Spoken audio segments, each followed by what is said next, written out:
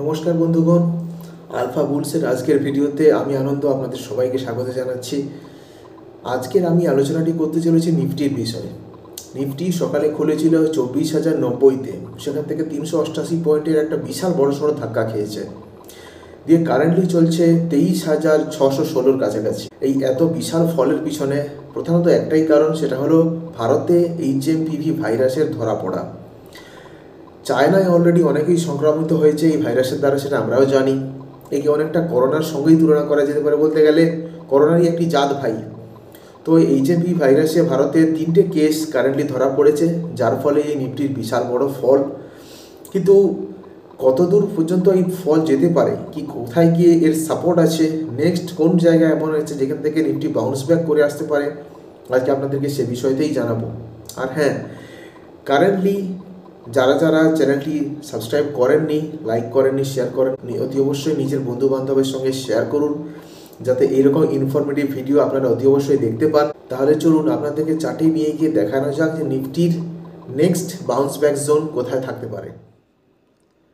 চার্টে আমরা দেখতে পাচ্ছি নিফটি আজ সকালে ওপেন হয়েছিল 24,100-র কাছাকাছি, 24,075-ই প্রপারলি বা তার আরেকটুখানি উপরে ওপেনিংটাই ছিল বলতে পারেন। সেখান থেকে আজ দিনের শেষে ক্লোজিং দিয়েছে 23,629-এ।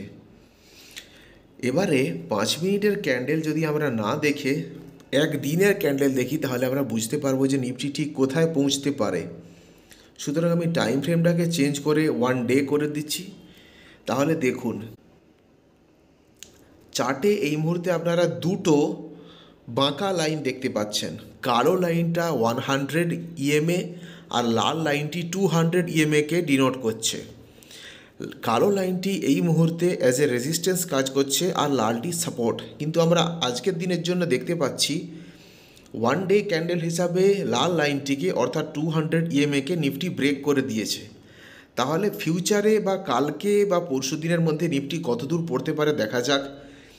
এই মুহূর্তে নিফটির রেজিস্ট্যান্স যেটা আমরা দেখতে পাচ্ছি, এক সময় নিফটি সবচেয়ে হাইয়েস্ট পিক পজিশানে যখন ছিল, তখন একবার হেড অ্যান্ড শোল্ডার্স প্যাটার্ন তৈরি করেছিল। সেই হেড অ্যান্ড শোল্ডার্স প্যাটার্নের বেসটা ছিল 25,000-এর কাছাকাছি, 24,900 অথবা 25,000-ই বলতে পারি আমি। এই 25,000-টিকে ভাঙার পরে নিফটি তারপরে নিচের দিকে পড়তে থাকে। তাহলে এই মুহূর্তে সাপোর্ট কোনটি আছে?